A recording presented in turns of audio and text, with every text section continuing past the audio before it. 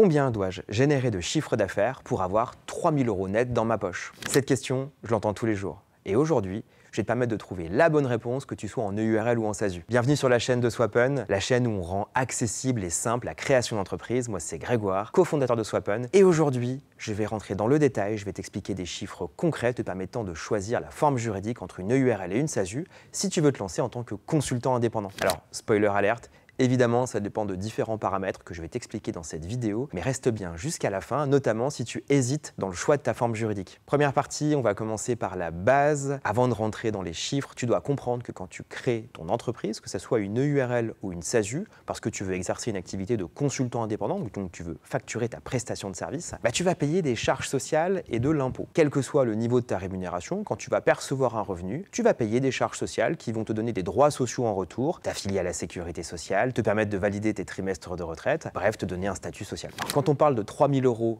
net, on parle de 3 000 € net de charges sociales payées et de frais d'exploitation payés, puisqu'au final, ta société va avoir des dépenses professionnelles, une banque, un comptable, des fournitures administratives, des frais de formation, des frais informatiques. Bref, ce que j'entends par 3 000 € net, c'est une fois que tu as payé tous tes frais, et tes charges sociales. Et là, tu dois absolument faire la distinction entre deux statuts. En EURL, tu es travailleur non salarié. On parle de travailleur indépendant également. Et tu vas payer 45% de charges sociales sur ta rémunération. C'est un statut qui, au final, est attractif et intéressant parce que le niveau de charge est faible. Alors, ça peut paraître élevé, notamment par rapport à la micro-entreprise, mais non. Au final, les charges sociales sont calculées sur ta rémunération, les virements du compte pro vers le compte personnel, et non sur ce que tu encaisses. Tu peux faire 200 000 € de chiffre d'affaires. Si tu te verses 3 000 € par mois de rémunération, tu vas payer tes charges sociales uniquement sur ces 3 000 € par mois. Et tu vas payer 45% de charges sociales. L'autre statut, c'est le statut d'assimilé salarié. Et ce statut concerne le président de SASU. Donc si tu envisages de créer une SASU, tu vas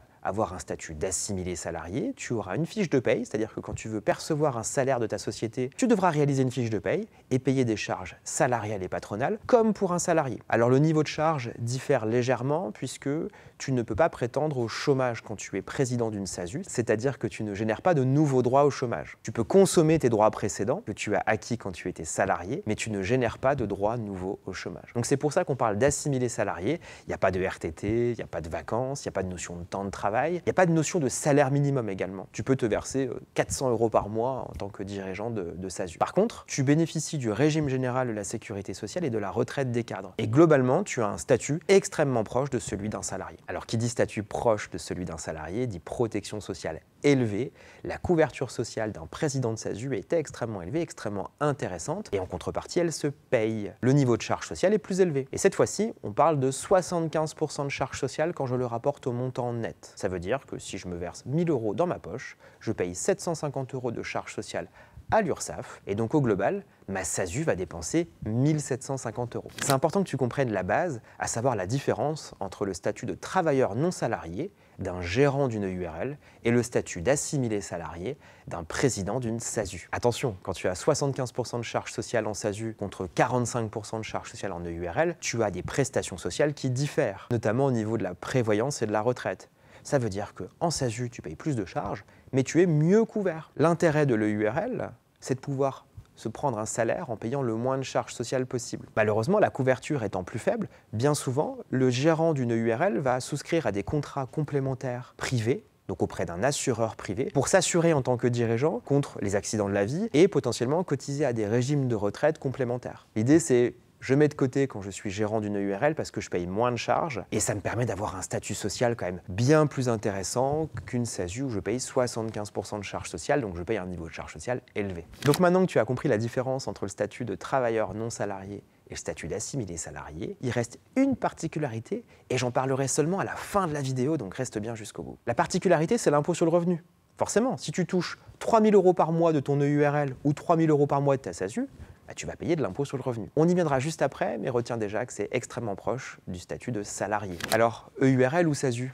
Évidemment, ça dépend de plusieurs paramètres, de ta situation personnelle et de tes attentes. Donc si tu hésites encore, tu peux cliquer sur le lien en description et prendre un rendez-vous avec un expert en création d'entreprise qui va pouvoir te faire une simulation chiffrée, gratuite et sans engagement. Allez, c'est parti, on va se plonger dans les chiffres Et on va commencer par l'EURL. Donc pour reprendre l'exemple de l'EURL, tu es consultant indépendant, donc tu factures un TJM, un taux journalier moyen, et ton objectif est de percevoir 3 000 € net tous les mois. Premièrement, tu vas devoir tenir compte de tes charges sociales. Donc pour 3 000 € net mensuels que ton EURL va te verser, tu vas devoir payer 45% de charges sociales en supplément de ces 3 000 €. Donc tu vas payer 1 350 € de charges sociales tous les mois à l'URSSAF. Au final, ton EURL va dépenser 4 350 €, à savoir 3 000 € de salaire mensuel qu'elle va te verser du compte professionnel vers ton compte personnel et 1 350 € de charges sociales qui seront directement prélevées par l'URSSAF. Donc pour 3 000 € net mensuels, ton EURL va déjà dépenser 4 350 €. Donc tu dois au minimum réaliser 4 350 € de chiffre d'affaires. Mais attention, il faut rajouter les charges d'exploitation, les dépenses mensuelles que va réaliser ton entreprise. Pour une activité de consulting, en général, on tape sur 800 € de dépenses par mois. C'est une moyenne, ça peut être plus, ça peut être moins, mais quand on prend en compte la banque, les fournitures administratives, le comptable, les frais de formation, le matériel informatique, les frais de déplacement, les indemnités kilométriques. Bref, il y a beaucoup de dépenses que tu peux intégrer. D'ailleurs, je t'invite à regarder la vidéo sur les frais déductibles. Le lien est juste ici. Au final, 800 € par mois est tout à fait envisageable. Donc, 4 350 € quand je prends en compte ma rémunération et mes charges sociales, 800 € par mois de rémunération, on est à 5 150 € de chiffre d'affaires minimum pour pouvoir se verser 3 000 € net. Et donc au final, tu devras réaliser 61 800 € hors taxe de chiffre d'affaires sur 12 mois pour prétendre à 3 000 € net mensuels. Et si tu fais plus, que se passe-t-il? Si tu génères plus de chiffre d'affaires et que tu maintiens ton niveau de rémunération à 3 000 € net mensuels, tu vas réaliser un bénéfice. Si tu fais 10 000 € de chiffre d'affaires en plus, tu vas réaliser 10 000 € de bénéfice qui sera soumis à l'impôt sur les bénéfices ou l'impôt sur les sociétés. L'IS, c'est très simple à comprendre. Il y a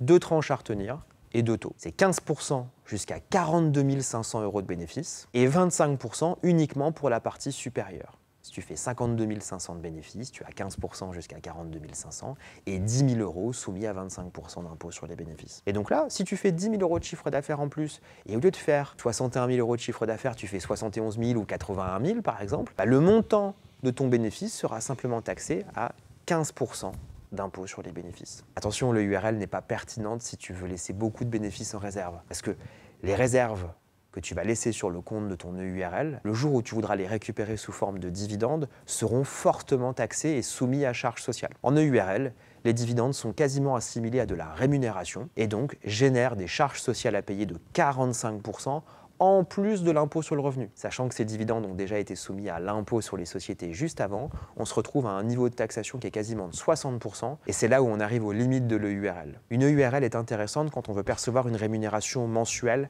importante, attractive, et laisser un peu de bénéfices en réserve par sécurité. Mais une EURL n'est pas faite pour percevoir des dividendes à la fin de l'année, puisque ces dividendes sont fortement taxés.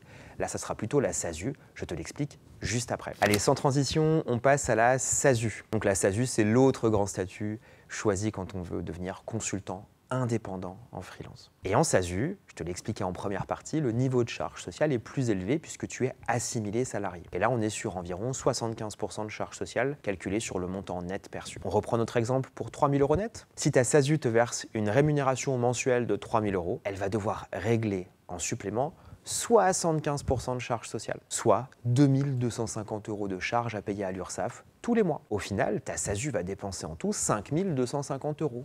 3 000 pour toi et 2 250 € à l'URSSAF. Le niveau de charge étant plus élevé, on se rend compte qu'à rémunération équivalente, évidemment, on paye plus de charges URSSAF en SASU. Alors comme en EURL, on va devoir rajouter les charges d'exploitation, les dépenses de l'entreprise, en supplément des charges sociales payées. Si on prend le même exemple, on est sur 800 € par mois de dépenses, et au final, l'entreprise devra dépenser 6 050 € tous les mois pour te verser 3 000 € et payer ses frais d'exploitation. Donc elle va devoir générer un chiffre d'affaires de 6 050 € par mois au minimum pour t'assurer ce niveau de salaire. Et donc à l'année, ton chiffre d'affaires devra être de 72 600 € hors taxe pour te permettre de percevoir une rémunération de 3 000 € net mensuels en ayant 800 € de dépenses mensuelles. L'écart entre le URL et la SASU est assez important. On se rend compte qu'il y a plus de 10 000 € d'écart de chiffre d'affaires à réaliser pour un niveau de rémunération équivalent. Donc si tu rapportes ceci à ton TJM, tu vas devoir bosser plus en SASU pour toucher 3 000 € net mensuels. Mais alors pourquoi choisir la SASU? Pour les dividendes. Parce qu'au final, si tu fais plus de chiffre d'affaires, reprenons le même exemple que tout à l'heure en EURL, si tu fais 10 000 € de chiffre d'affaires en plus, que le minimum requis te permettant de toucher 3 000 € de salaire. Donc au lieu de faire 72 000, tu fais 82 000. Ou si tu fais 20 000 € de chiffre d'affaires en plus, donc là tu fais 92 000. Ta SASU va réaliser un bénéfice. Et c'est le même schéma. Ce bénéfice sera soumis à l'impôt sur les bénéfices ou impôt sur les sociétés. C'est la même chose. 15% jusqu'à 42 500 € de bénéfices et 25% pour la partie supérieure. Donc si tu fais plus de chiffre d'affaires avec ta SASU, tu vas payer l'IS et le montant qui va rester sur le compte de ton entreprise pourra être distribué sous forme de dividendes. Et en SASU, les dividendes sont très intéressants. Pourquoi? Parce qu'ils sont soumis à une imposition forfaitaire.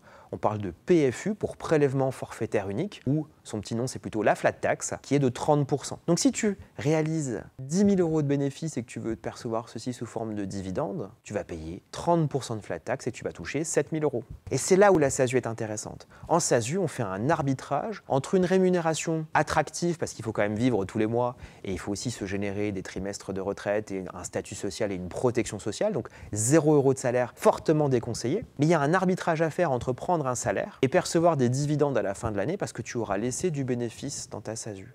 Si au lieu de prendre 3 000 de salaire, tu prends 2 000 € tous les mois parce que tu as besoin de 2 000 €, forcément à la fin de l'année, tu as 12 000 € de bénéfices en plus puisque tu as pris 1 000 € de salaire en moins tous les mois. Et ton bénéfice, il sera même supérieur à 12 000 €. Pourquoi? Parce que tu n'as pas de charge sociale à payer sur les 1 000 € de salaire que tu ne te verses pas. Donc forcément, tu vas laisser des réserves. Et ces réserves, tu vas pouvoir te les distribuer sous forme de dividendes. Pour résumer, le URL est fait pour percevoir une rémunération mensuelle intéressante au prix d'un niveau de charge sociale plus faible. Donc il y a des contrats privés qui viendront compléter ceci puisque l'objectif c'est quand même d'avoir une protection sociale intéressante et les contrats privés coûteront toujours beaucoup moins cher que les 75% de charges sociales en SASU.